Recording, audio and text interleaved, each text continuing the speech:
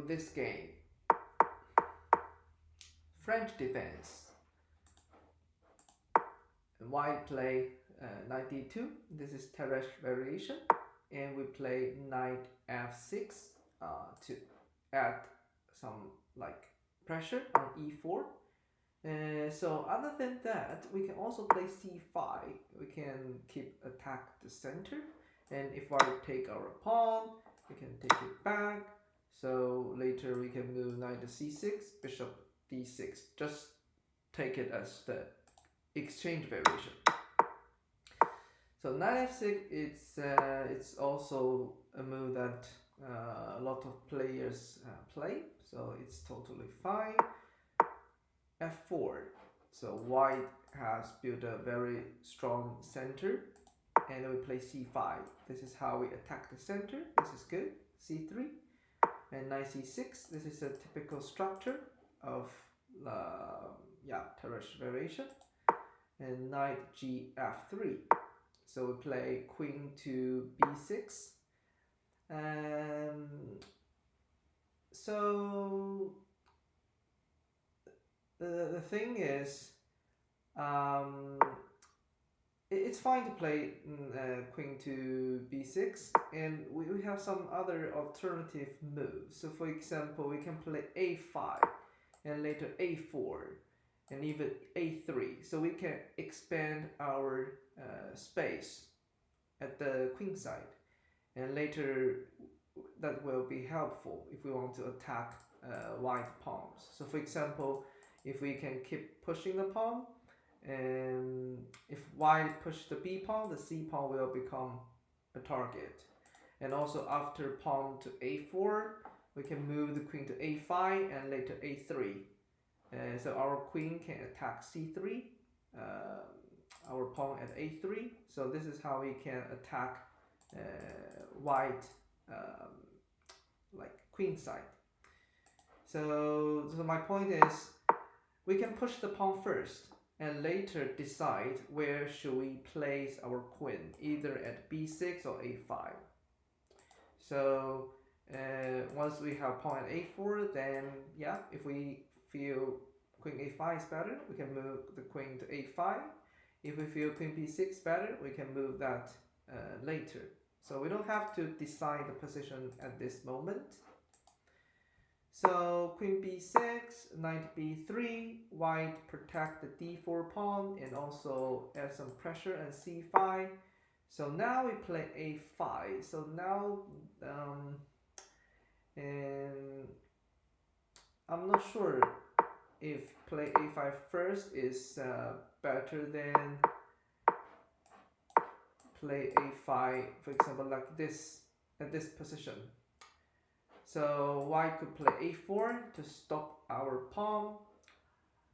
If we can play a5 earlier, and if white play a4, it will take the pawn. So maybe you can play bishop to b4 to pin the knight. And yeah, maybe I will not place my queen at b6. So yeah, I still think we can play a5 first, and if white play knight b3, we can keep pushing the pawn to a4 for sure. So queen b6, knight b3, a5, and a4. So we play bishop e7. So in this case, if we take the pawn and we play bishop to b4, this is a little bit slow. And white, can white play bishop d2? If we take, okay, white has to take that with the king. So maybe the king can go to f2. King f2 is also good. Even though the king cannot castle, white can gradually move the bishop, rook, and later king to g1. It's close to center, so it's fine to move the king to f2. Okay, so let's see. White play a4, we play bishop to e7.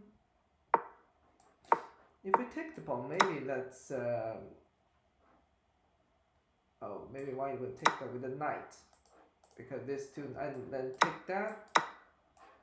And now white can play bishop d2 because white doesn't have a knight at b3. If you take, white can take it with a queen. Okay, so we play bishop to e7 and queen to c2. We take the pawn. I'm thinking, can we play f6 to add another pawn to attack the center? And later, once we castle, we have the rook attacking f file. So if we have a rook at fa, after exchanging the pawn, we can use the rook to attack white pieces. I think this is something I would do. We take, knight takes, bishop c5. Yeah, so this is a little bit wasting of moves. So we can do that when our bishop at fa. So now we play bishop e7 and we take, and then bishop to c5. So you see, so we wasted one move at bishop e7, bishop e3 and h6. We want to push the pawn to g5 probably, and the white play bishop to b5. So white has a very good control at the center. And play bishop back to d3. Why is that? I think white can castle. Bishop to d3. We take the knight. Takes. b6. Support the bishop. If we take castle, knight c5. Well, the b5 square is weak. So yeah, it's good to place a bishop instead of. It's good to remain the bishop at c5 instead of improving the position of the knight. So b6 is okay. Castle, bishop a6. We want to exchange the bishop. Castle, king f1, f6, queen e2. Queen c. Can we play knight to e4? Oh no, we will lose a rook for sure. Oh, queen e2, that's double tap. Knight e4. Now we occupy the center. This is good. Knight to d2. Can we take the bishop first? Oh, knight e4 is coming. And yeah, if we retreat the bishop, yeah, the e6 pawn will be a target.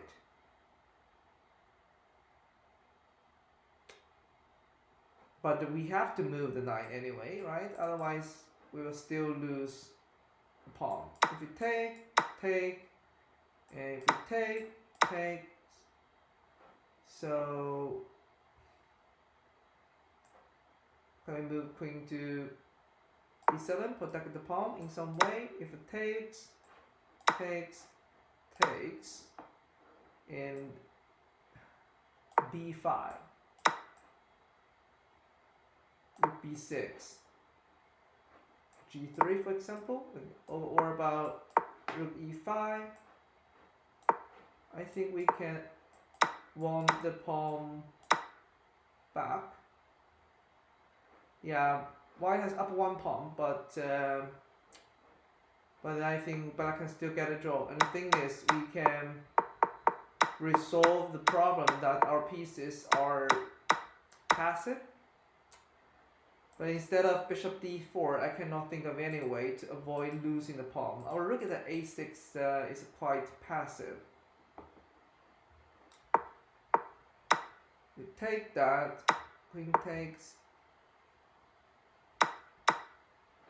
Can we protect the pawn? Yes. Oh. Rook a7. Yeah, this move is quite good. We are being active and attack the pawn. This is a good move. g3. Rook f6. This is a very good move to protect the pawn from placing the rook to f6. This is active. if we compare with rook e7. Rook e7 is passive, but now we can at least control the f file. g5. And this diagonal, I feel like we have something to do. Queen to e3, takes. We win the pawn. But I think we'll lose c5. Oh, queen e6, yes. Exchange. So this exchange, can we move the king? Because we can improve the position of the king. Do we worry about rook's exchange? Actually, you know what? I think black has a better pawn structure. Because black can create a passed pawn easily. It's easier for black to create a passed pawn than white. So it probably will end up as a draw. But trading the rook, it's not a problem for us. We take it over the rook e5, rook a2, take. Yeah.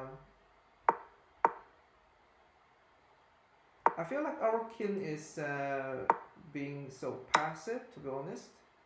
a3, h5. Okay, then the game will end up as a draw.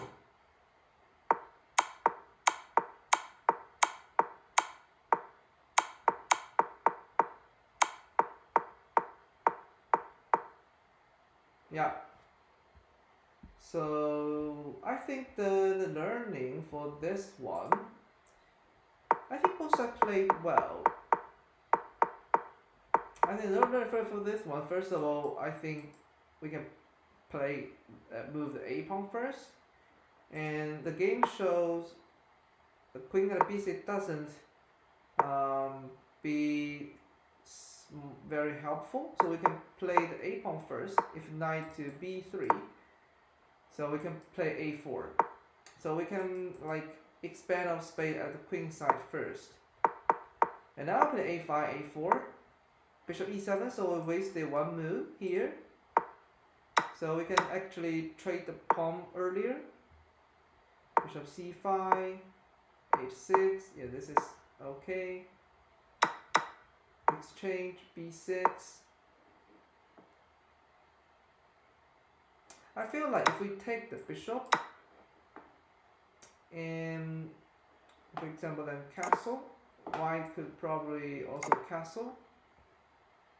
I'm thinking, is there any way we can, instead of move the, yeah, maybe knight c5 and bishop a6, so we can trade the bishop and move knight to a6 instead of moving the rook to a6, because we move the rook to a6, the rook turned out to be very passive. e6, bishop a6.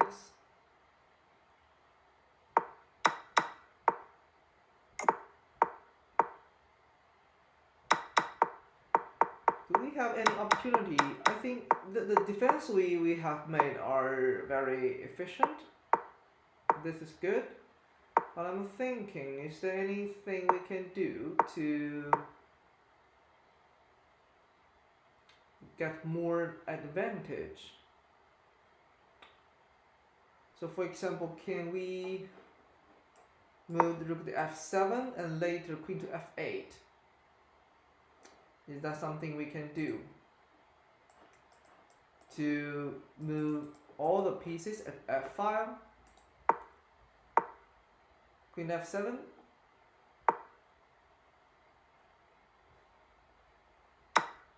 Takes the pawn.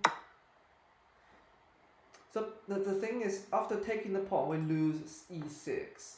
So I'm thinking, do we have to take the pawn now? Or, because this f4 pawn is definitely a weakness. If we play c4, first of all, we can control these two pawns. And if we check our king, we can move it to h7. And for example, if white play queen to e5 to control this square, we can offer it change. if that takes, we can take that with the king. We check it again. We can move it to h7 if the rooks protect the pawn. Rook f5, kick the queen, e5.